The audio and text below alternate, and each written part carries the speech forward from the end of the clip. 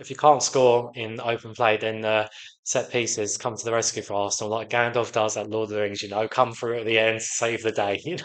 We can always rely on them when you've got people like Rice who can take it because he just always gets it on the money.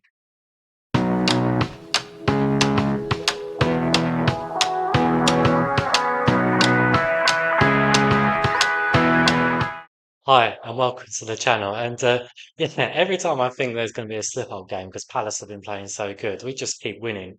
I think we've mastered that gameplay, where we have a solid defense and get a set piece goal. And we mastered it, how like, I don't know, like Neo mastered the Matrix or something, we're just inevitable like Thanos, It's just that they're not going to score and we're going to keep winning by set piece goals. And I don't care. Sometimes it's not like heavy metal football, like people used to say about how Liverpool used to play. It's we're being efficient at the moment and we're scoring and we're winning, and that's all I care about really. So it's just so good at the moment, and yeah, I mean, teams can't get a goal against us at the moment. They can't even get a shot on target at the moment. I think maybe I need to start a challenge. Maybe I need to start there. I won't cut my hair until the other team can score against us because we just keep narrowly winning and then not scoring. It never feels like we're ever going to concede.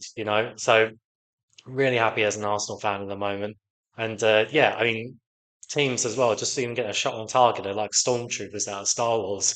You know, they're not shooting us, they can't get us. And yeah, it's just fantastic to see at the moment. Just nice to just kick back, put your feet up, and watch a game, and you know that nine times out of ten you're probably going to win and not concede. So what more can you ask for? It's not back in the early days, like 2018, 2019 earlier, I guess, last remnants of Wenger, Emery time, beginning of Arteta time as well, where loads of teams having shots against us. I remember I think some of the Emery games. I think there's a Watford game where they had like 20 or 30 shots against us, and it was just so stressful to watch. And we're getting rolled over sometimes. Everyone's calling us soft, and it's just so nice as an Arsenal fan to not be experiencing that.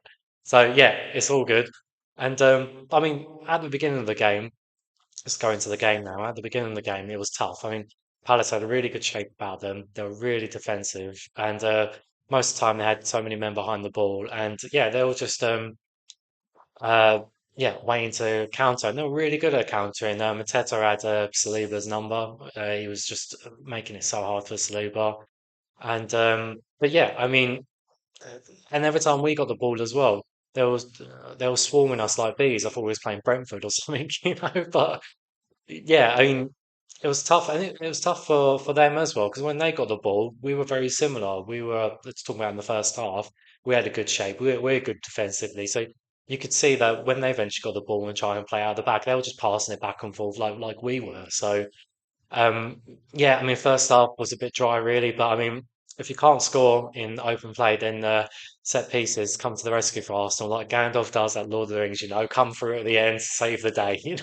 We can always rely on them when you've got people like Rice who can take it because he just always gets it on the money in most situations. But yeah, I mean, that was the first half, really. Both teams not really getting much luck, bit side to side.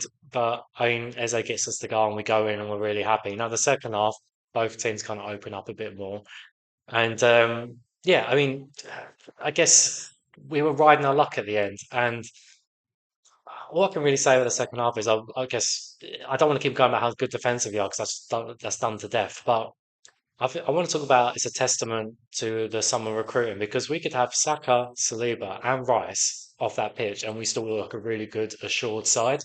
So it's just good to see because I think in the past, key players go off. I always think about Saliba, and then we have Holding coming, and then I kind of I guess I'd have to rewatch the games to really give weight behind this, but I feel like that's Saliba injury in the 22-23 season. We have Holden come in that kind of ruins us winning the league. Now, and it's a bit harsh to say ping it all on one guy, but it feels like that. So what I'm getting at now is it doesn't feel like that anymore. We could have Saliba come off and Mosquera comes in and it still looks great.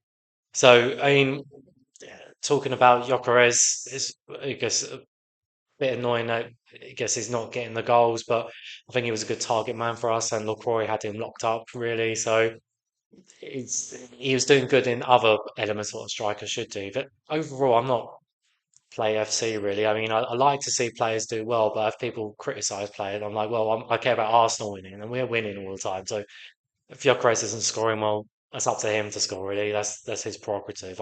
We're winning, so as a team, it's a team game, and I'm sure he cares about the team winning more than him scoring ultimately, because hopefully at the end of the season it means silverware if we keep winning.